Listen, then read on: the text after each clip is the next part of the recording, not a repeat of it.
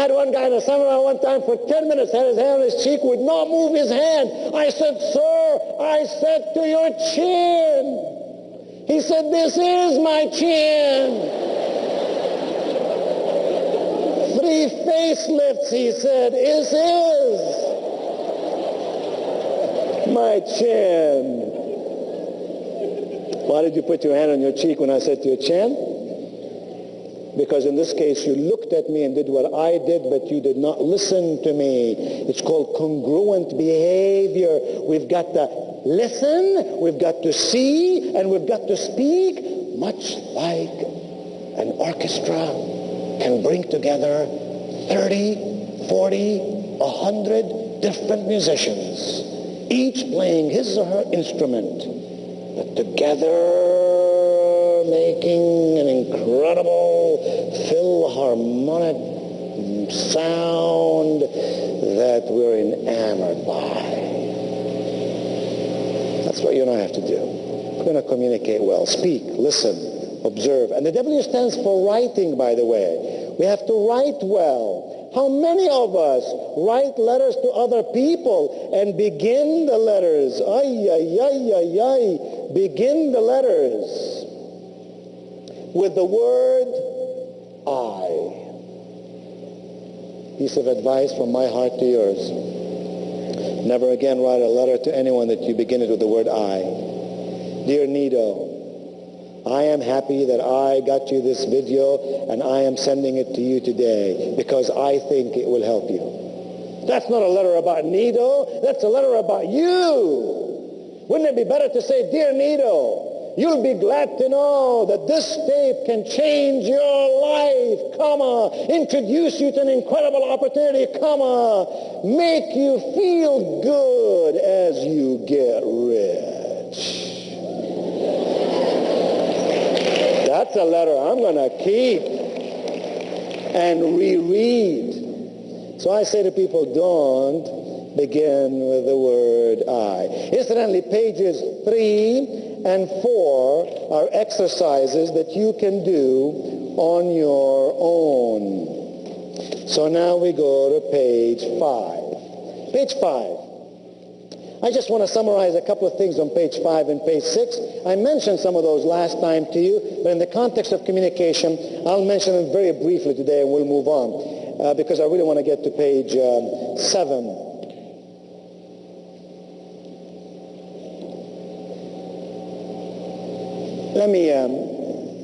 It just occurred to me that I'm not being very honest with you. And so I got to be very honest with you. And this is serious. I have to be out of here today by 3:30. And I haven't even told Tony this, but I felt like you and I get along so well that I really haven't opened my heart to you completely. So I'm just going to say this in 10 seconds and move on. Not to bring any bad news this afternoon, but since I like you and I think you like me, then you need to know what's going on in my life. Since I've seen you last, regretfully, my wife has been diagnosed with breast cancer. And in the last 2 months, my life has been turned upside down. And we have 4 children at home. The youngest is 8. I know, you're surprised. But you shouldn't be.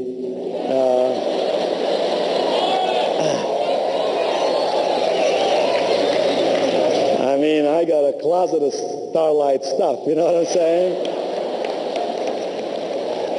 Anyway, it's hard when you have 4 kids at home who struggle with her mom, struggling with breast cancer. She has lost all her hair, and she did go through 3 operations, and she's doing chemotherapy, and it's very traumatic, and I'm not staying away from home overnight. So I flew in this morning, and I'll fly back out in a few minutes, and I say that to you because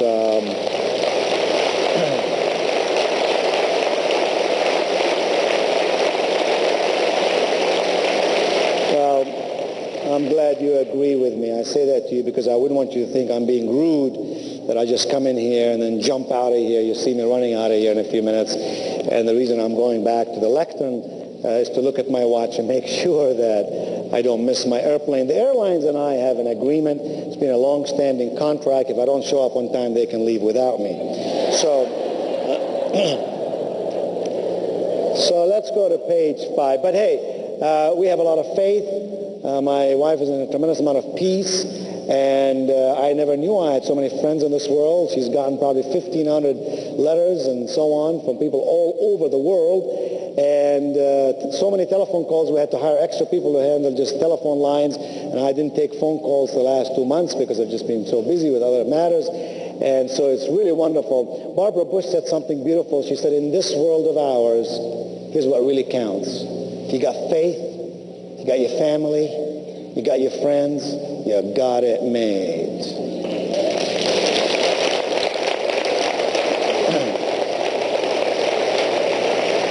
And in Starlight, you have bunches and bunches of friends, and you have one big, wonderful family.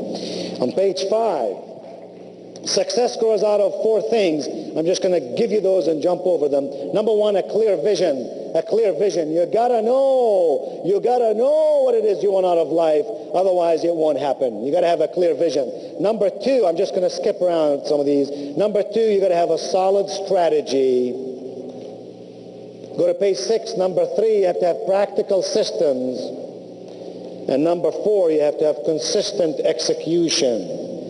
At some later date, I'll cover those in great detail. But for now, remember, where there is no vision, the people will perish. J.C. Penney, in his older years, said something beautiful. He said, although my eyesight may be dimming, my vision has never been greater. So number 1, you got to have a clear vision. Number 2, you got to have a solid strategy. Go over the next page now. Number 3, you have to have practical systems. And number 4, consistent execution. The greatest of ideas don't work unless you have consistent execution. All right, page 7. Page 7 makes a very important point. You really want to know how to communicate effectively with people? You really want to know how to recruit more people? You really want to know how to get more retail customers for your wonderful Starlight products? Here's the answer. It doesn't matter how much you know. It doesn't matter how much you know. It doesn't matter what it is that you can do. You know why? Because both of those are minimum requirements. If you didn't know a lot and you couldn't do a lot, you wouldn't get paid for doing it. Big deal. Knowing your stuff and doing it well are minimum requirements for a professional. Here's what does matter. How other people and what other people believe and perceive we can do for them. Nobody wants to buy pills in a bottle. Everybody wants to buy energy and youthfulness and good health. So that's what positioning is all about. How do you position yourself? 5 quick ways. Number 1, first in your own mind. You position yourself first in your own mind. Harvard University says, just came up with a study that says that 1 out of every 3 Americans, this is a terrible study, I can't believe that they would do this. It was a government-paid study from your tax dollars. They concluded that 1 out of every 3 Americans is ugly.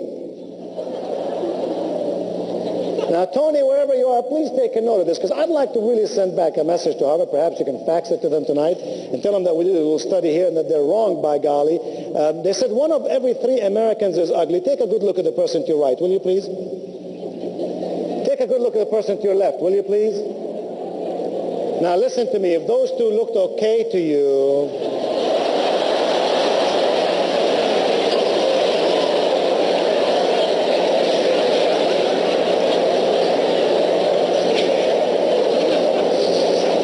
Okay, forgive me, that was silly, I admit it. The truth is, there is no ugly person here. Here's why.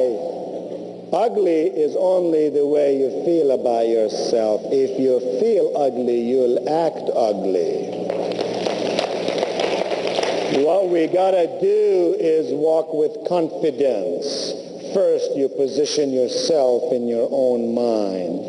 As a person thinketh in his visceral, the Bible says, so is he, so is she. Garbage in, garbage out, good things in, good things out. In my poorest days, I was poor in my pocketbook. I can honestly say to you, I was never poor in my spirit. My mother saw to it. My mother with 4th grade education saw to it that being poor is a temporary state for those who are doing something about it. Yes, first in your own mind. Secondly, you position yourself with your attitude. You position yourself with your attitude. Thirdly, you position yourself with your appearance. You position yourself with your appearance. Here's a question I'll ask you about appearance. When people look at you, what do they see?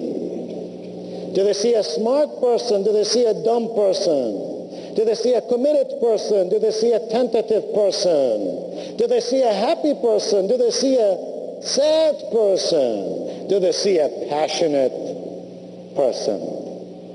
Or do they see a bored, unenthusiastic person? Second question, what is it you want them to see? How is it you want them to see you? Because you see, if they're not seeing you the way that you want them to see you, you're mispositioning yourself when you least need to do that. Now, I've told you earlier, I've written many books, many cassettes, and many videos, and ask for them through Starlight. They should be available through the magazine, through Starlight, so you give Tony hell. Say, Tony, I want Nito stuff, by golly, Tony. All right. All right, Tony. Get your act together, Tony. Okay, I have wonderful materials. I really do, and I'll tell you why. Because every book I've ever written and every cassette I've ever recorded came from my experience in life. I don't go to the library and research stuff. It came from the experience of an immigrant who came to America with nothing in his pocket, no language on his tongue, and no connections to open any doors for him. And by working hard and smart and by the grace of God and good friends that I hung around, I was able to build something in my life. It's those strategies that I learned that I expound upon in my own material. Let me tell you something. Number 4, you position yourself with your words. You position yourself with your words. You position yourself with your words. Unfortunately, there are people who will still use very tentative words. Ask this question. This is a powerful question. I ask me this question every day. Why should this audience listen to me today? Why should you listen to me, and why now? Why should this person with whom you are talking about, Starlight, listen to you? And why should they listen to you now? Can you see how by asking that question, you focus on the person and their needs and fears and aspirations and wishes, and you become better with your words. I know people who use words like I think, or I might, or I'll try. I even know a guy who says, I think I might be able to try. Get rid of negative words. Adopt in your life positive words. Now, I'm going to tell you a story, and I'm going to skip the other blanks. The rest of the material you can read all on your own, because a lot of it, there's more stuff there to read than you'd want to read anytime soon, so you got a lot of stuff. These blanks, don't worry about them. We'll cover them some other time, and maybe I'll write an article and cover them in there. I've covered the most important stuff, but I got to end with this story because it's more fun than anything I can really put for you on the notes. So listen to this story. When it's all said and done, the only thing that really matters in your life or mine is your attitude. You got the right attitude, you'll get the knowledge. You'll read the books. You'll listen to the tapes. You'll watch the videos. You'll attend the seminars. You'll hang around brilliant and smart people. I'm not worried about you. It's the person who doesn't have the good attitude that gets messed up. Great story. Guy flying from Pittsburgh down to Atlanta, Friday afternoon. Negative guy. Never been to a Starlight conference. complaining about everything. Life and living, God and the angels, the president and the economy, his wife and his children, his work and his company, everything he was complaining about. They served dinner on the plane. Dinner wasn't much. It was a sandwich. Everybody ate the sandwich, and thank God Almighty that we had something to eat in this country, but not this dude. Oh, no, not this dude. This dude reached out to the little bell above him, and he went ding, ding, ring, ring, ring, ding, some more, till the flight attendant came running down the aisle. Sir, she said, is there an emergency? Is there a problem? Can I help you in some way?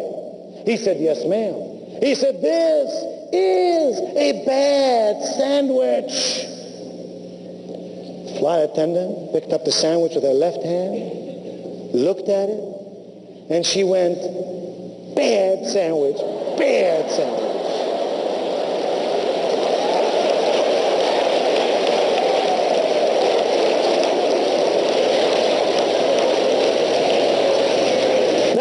About you, but I don't care how busy I was. If I were on that plane, I would have stayed on the plane till every last passenger got off. I would have wanted to interview this flight attendant. I would have wanted to say to him, man, I gotta know, how did you think of this wonderful activity? I mean, the guy was a jerk. And I could just hear the flight attendant saying to me, oh, well, I've been doing this a long time. I don't occupy my mind with that which is negative or pessimistic. When the guy told me that was a bad sandwich, I could have said to him, sir, you don't like this sandwich? Let me tell you what you can do with this sandwich. And from the looks of things, sir, it would fit just perfectly.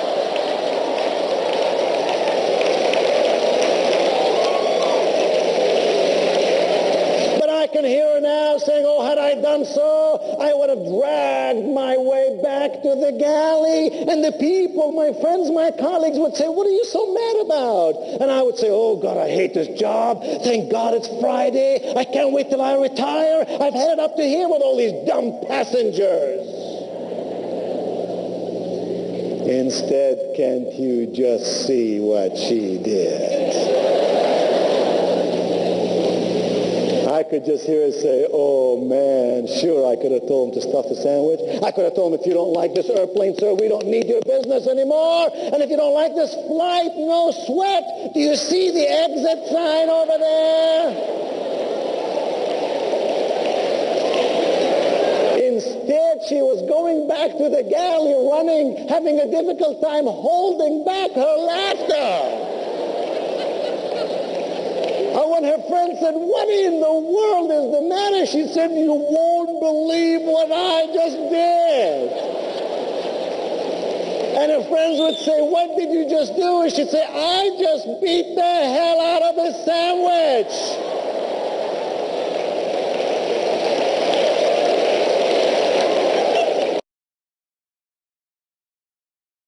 Friends would have said, I never have seen a sandwich spanked before.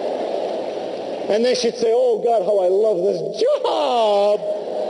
It's too bad it's Friday. It's too bad they make me retire. I love meeting all these wonderful people and having all these tremendous experiences. And what is the difference, I ask you, on this Saturday at Opryland in Nashville? The difference to success in any endeavor is attitude. Thank you, and God bless you.